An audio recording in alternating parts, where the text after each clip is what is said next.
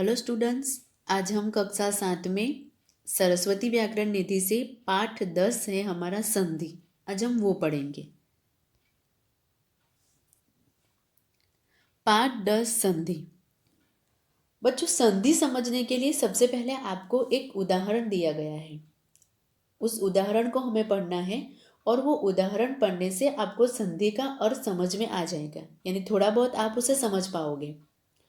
भारत और पाकिस्तान के बीच संधि होना अत्यंत आवश्यक है। इस विषय में अनेक प्रयत्न किए जा रहे हैं। ऊपर लिखे गए वाक्य के आधार पर आप संधि का अर्थ समझ ही गए होंगे। संधि का अर्थ है मेल, मित्रता। हिंदी भाषा में जब दो वर्णों अथवा ध्वनियों का मेल होता है तो उसे संधि कहते हैं। हिंदी भाषा में संधि यानी दो वर्णों अथवा ध्वनियों का जो मेल होता है उसे संधि कहते हैं। जैसे कि एक उदाहरण के तौर पर यहाँ पर दिया गया, हिम प्लस आलय के मिलने से एक नया शब्द बना हिमालय। हिम प्लस आलय यानी कि हिमालय। यहाँ हिम का अ तथा आलय का आ मिलकर आ में परिवर्तित होता है। यही वर्णों की बाधा रहित मेल की प्रक्रिया व्याकरण में संधि कहलाती है। जैसे यहाँ पर कुछ उदाहरण दिए गए हैं। महा प्लस इंद्र यानी कि महेंद्र, महा प्लस ऋषि महर्षि, दु प्लस बुद्धि दुर्बुद्धि, रवि प्लस इस रविस, तत् प्लस लिन तल्लीन और अनु प्लस अय अन्वय। तो ऊपर दिए गए उदाहरणों को देखकर यह स्पष्ट कहा जा सकता है कि संधि में प्रथम शब्द के अंतिम वर्ण का तथा द्वितीय शब्द के प्रथम वर्ण का मेल होता है। यही मेल संधि कहलाता है। इस आधार पर इसकी जो परिभाषा है वो परिभाषा कुछ इस प्रकार होगी। प्रथम शब्द के अंतिम वर्ण तथा द्वितीय शब्द के प्रथम वर्ण, प्रथम शब्द का अंतिम तथा द्वितीय शब्द का प्रथम वर्ण के मिलने से जो विकार या परिवर्तन होता है उसी को संधि कहते हैं। प्रथम शब्द का अंतिम वर्ण और द्वितीय शब्द का प्रथम वर्ण। प्रथम शब्द के अंतिम वर्ण तथा द्वितीय शब्द के प्रथम वर्ण के मिलने से जो विकार या परिवर्तन होता है उसी को हम क्या कहेंगे? संधि कहते हैं। संधि विच्छेद। संधि का अर्थ है मेल और विच्छेद का अर्थ क्या होता है? अलग करना। दो वर्णों के मिलने से जो एक शब्द बनता है उसे फिर से पहले वाली स्थिति में ले आना संधि विच्छेद कहलाता है। किस तरीके से? आइए देखते हैं। गणेश, ठीक है। अब यहां पर गण प्लस इस तो क्या बन गया? गणेश। ऐसे ही महोदय, ये हुआ संधि विच्छेद करना। महा प्लस उदय, सज्जन, सज्जन एक शब्द आपको दिया, उसका आपको क्या करना है? विच्छेद करना है। तो सत प्लस जन। भावार्थ, भाव प्लस अर्थ, हरीश, हरि प्लस इस और निर्जन का नि प्लस जन यानी कि निर्जन। तो ये हुआ संधि विच्छेद। अब हमें जाना है संधि के भेद पर। वर्ण भेद का ज्ञान आपने वर्ण विचार के अंतर्गत प्राप्त किया। इसी वर्णों के आधार पर संधि के निम्नलिखित कितने भेद होते हैं बच्चों? 3 भेद होते हैं। तो संधि के निम्नलिखित 3 भेद होते हैं। सबसे पहले स्वर संधि, व्यंजन संधि और विसर्ग संधि।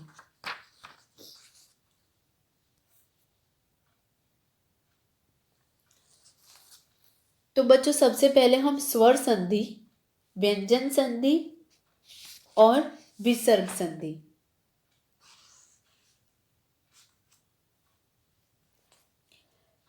स्वर संधि जैसा कि नाम से स्पष्ट है, स्वर संधि वह संधि है जिसमें स्वर के साथ स्वर का मेल होता है। जैसे धर्म प्लस आत्मा, धर्मात्मा। यह धर्म के अ तथा आत्मा के आ का मेल हुआ और नया शब्द बना धर्मात्मा, यानी कि अ और आ मिलकर कौन सा शब्द बन गया? आ। इसलिए जब धर्म प्लस आत्मा तो म के साथ में कौन सी मात्रा जोड़ी गई? आ की, तो धर्मात्मा। ऐसे ही व्यंजन संधि।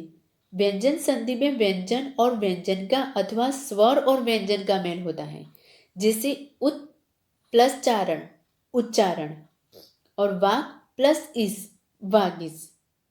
ये हुआ व्यंजन संधि। तीसरा है बच्चों विसर्ग संधि।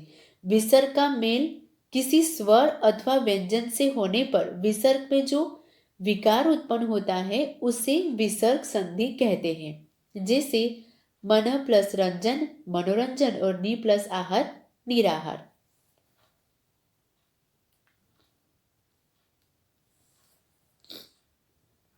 यहाँ पर हमने स्वर संधि, व्यंजन संधि और विसर्ग संधि देखी।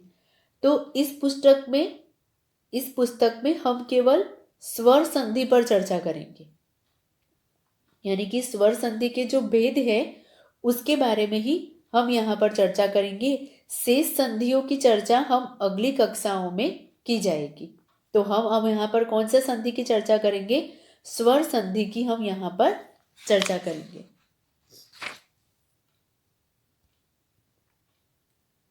तो बच्चों सब हम पहले देखते हैं स्वर संधि के भेद, क्योंकि हम सिर्फ स्वर संधि के बारे में देखेंगे। तो स्वर संधि के बच्चों 5 भेद होते हैं। सबसे पहला है दीर्घ संधि।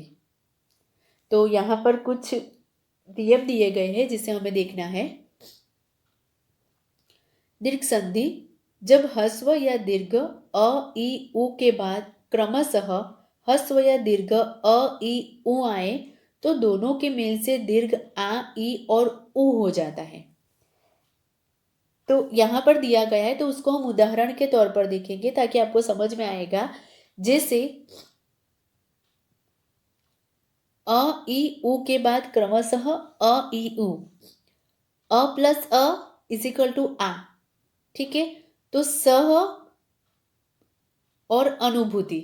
ठीक है, तो अ प्लस अ मिलकर क्या हुआ? आ बना। तो कैसे बना? जैसे कि सह ह, यानी क्या हुआ? अ आता है। ऐसे ही प्लस अनुभूति में भी क्या आता है? अ आता है। तो अ और अ मिलकर क्या शब्द बन गया? सहानुभूति। ऐसे ही धर्म धर्म यानी कि अ और अर्थ यानी कि अ, तो अ और अ मिलकर क्या बना? आ। तो शब्द क्या बना? धर्मार्थ। ऐसे ही क्रोध प्लस अग्नि क्रोधाग्नि, मत प्लस अनुसार मतानुसार। अब दूसरा आ प्लस अ इज इक्वल टू आ। बच्चों ये अभी हम दीर्घ संधि के बारे में ही चर्चा कर रहे हैं। आ और अ, अब वो आ और अ कैसे, वो उदाहरण में हम लोग देखते हैं। सी माँ यानी कि आ। ठीक है, उसके बाद प्लस अंत यानी कि अ, यानी ये वाला अ। ठीक है, अब ये दोनों मिलकर क्या बना? आ बन गया। तो यहां पर जो हमारा शब्द क्या बना है? सीमांत। ऐसे ही यथा प्लस अर्थ यथार्थ। यथा यानी आ और अर्थ यानी अ, तो दोनों मिलकर क्या बन गया? यथार्थ। ऐसे ही शिक्षा प्लस अर्थी शिक्षार्थी, विद्या प्लस अभ्यास विद्याभ्यास। अब अ प्लस आ इज इक्वल टू आ। हमने अ प्लस अ इज इक्वल टू आ प्लस आ इज इक्वल टू आ। अब देखना है अ प्लस आ इज इक्वल टू आ, यानी कि देव प्लस आलय देवालय। देव यानी अ हुआ और यहाँ पर आलय, दोनों मिलाकर क्या बनेगा? आ बनेगा। तो देव प्लस आलय यानी कि देवालय। आत्मा आत्मा प्लस आहुति यानी कि आत्माहुति। धर्म प्लस आत्मा धर्मात्मा। नील प्लस आकाश नीलाकाश। सत्य प्लस आग्रह सत्याग्रह। न्याय प्लस आलय न्यायालय। आ प्लस आ इज इक्वल टू आ। महा प्लस आत्मा महात्मा। आ और आ। ठीक है, तो यहाँ पर महा और यहाँ पर आत्मा, तो ये आ और ये आ मिलकर क्या बनेगा? आ ही बनेगा। तो शब्द बना महात्मा। वार्ता प्लस आलाप वार्तालाप। दया प्लस आनंद दयानंद। महा प्लस आशय महाशय। अब हम दूसरा देखते हैं। अ वाला हमने देख लिया, अब हम किसका देखेंगे, ई का। ई प्लस ई इज इक्वल टू बड़ी ई प्लस ई इज इक्वल टू बड़ी ई प्लस ई इज इक्वल टू बड़ी ई, और यहाँ पर दोनों बड़ी ई है तो बनेगा क्या, बड़ी ई। अब देखते हैं हम लोग उदाहरण।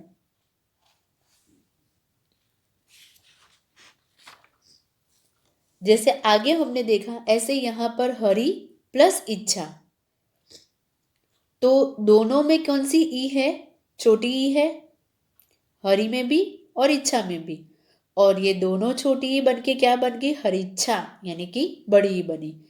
ऐसे यहाँ पर भी देखो अभी प्लस इष्ट, ठीक है बच्चों, अभी यानी कि छोटी ई और इसमें भी छोटी ई, तो यहाँ पर क्या बनेगा, उसका जो शब्द बनेगा वो बड़ी ई में तब्दील होगा, तो हमारा जो शब्द बना वो क्या बना, अभिष्ट। ऐसी और दो उदाहरण है, मुनि प्लस इंद्र मुनिद्र और कवि प्लस इंद्र कविद्र। अब यहाँ पर है नारी प्लस इंद्र, नारी यानी कि बड़ी ई और इंद्र में छोटी ई है, तो बड़ी ई छोटी ई किस में तब्दील होगी, बड़ी ई में। मही प्लस इंद्र महिंद्र, लक्ष्मी प्लस इच्छा लक्ष्मी इच्छा, पत्नी प्लस इच्छा पत्नी इच्छा। ऐसे ही छोटी और बड़ी तो किस में तब्दील होगा, वो बड़ी में। मुनि यानी कि छोटी, न में कौन सी मात्रा है, छोटी की मात्रा है, और ईश्वर में कौन सी की मात्रा है, बड़ी की मात्रा है, तो छोटी बड़ी ई कौन किस में तब्दील होगी, बड़ी के अंदर। तो बच्चों देखो अब ये जो शब्द बना है वो कौन से शब्द के अंदर है, छोटी या बड़ी, वो है बड़ी के अंदर, तो शब्द हमारा क्या बना, मुनीश्वर। ऐसे ही अधि प्लस ईश्वर अधिश्वर, रवि इस रविस, कवि प्लस इस कविस, ठीक है बच्चों। अब दूसरा है बड़ी बड़ी बड़ी में तब्दील होगी, ठीक है, तो यहाँ पर भी बड़ी होगा और यहाँ पर भी बड़ी होगा, और जो शब्द बनेगा वो भी कौन सा बनेगा, बड़ी से ही बनेगा। जैसे कि मही प्लस इस तो महिष, नारी प्लस ईश्वर नारीश्वर, रजनी प्लस इस रजनीश, और नदी प्लस इस तो नदीस।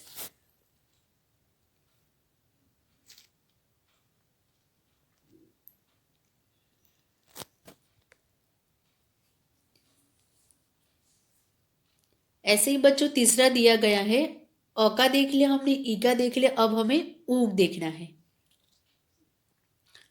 अ प्लस ऊ इज इक्वल टू ओ, पहले वो देखते हैं किस तरीके से वीर, वीर के अंदर कौन सा अ है, और उचित, उचित में क्या है, ऊ है, तो शब्द क्या बना, विरोचित।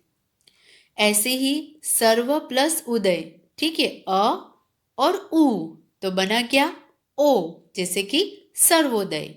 चंद्र प्लस उदय मतलब चंद्र, अ उदय, उ शब्द क्या बना, चंद्रोदय।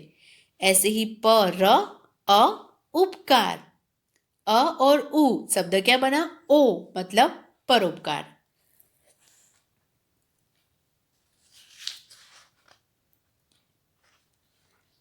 आ प्लस उ ओ, महा प्लस उदय महोदय, महा आ उदय उ, बना क्या, महोदय, यानी कि ओ की मात्रा। गंगा प्लस उदय गंगोदय, महा प्लस उत्सव महोत्सव, यथा प्लस उचित यथोचित। ऐसे ही अ प्लस बड़ाऊ इज इक्वल टू ओ, यानी कि जल प्लस उर्मी, जल यानी कि अ और उर्मी यानी कि बड़ाऊ यहां पर दिया गया है, तो शब्द क्या बना, जलोर्मी। ऐसे ही सूर्य प्लस उष्मा सूर्यस्मा, समुद्र प्लस उर्मी समुद्रोमी, सागर प्लस उर्मी सागरोमी। ऐसे ही आ प्लस बड़ाऊ इज इक्वल टू ओ, महा प्लस उर्मी महोर्मी, गंगा प्लस उर्मी गंगोर्मी। महा यानी कि आ और यहाँ पर ऊ दिया गया है, तो आ और ऊ मिलकर किसमें तब्दील हुए, बड़े ऊ में। यमुना प्लस उर्मी यमुनोर्मी, और दया प्लस उर्मी दयोर्मी। अ आ प्लस री तो किसमें तब्दील हुआ, अर में। वो कैसे होगा, वो उदाहरण हम लोग देखते हैं तो आपको पता चलेगा। जैसे यहाँ पर देखो बच्चों, अ प्लस री की मात्रा दी गई है, री से ऋषि की इज इक्वल टू और दिया गया है। ठीक है, तो यहाँ पर सप्त यानी कि अ है। ठीक है, और ऋषि, तो सप्त प्लस ऋषि तो क्या बना, सप्तर्षि, यानी कि जो और का यहाँ पर आता है सप्तर्षि।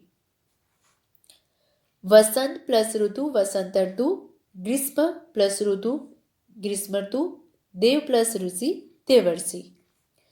अब दूसरा यहाँ पर दिया है आ, री की मात्रा, री से ऋषि की मात्रा और अर, तो वर्षा यानी कि आ हुआ, और ये री की मात्रा यानी ऋतु, तो क्या बना वर्षतु। महाऋषि, महा प्लस ऋषि महर्षि, राजा प्लस ऋषि राजर्षि।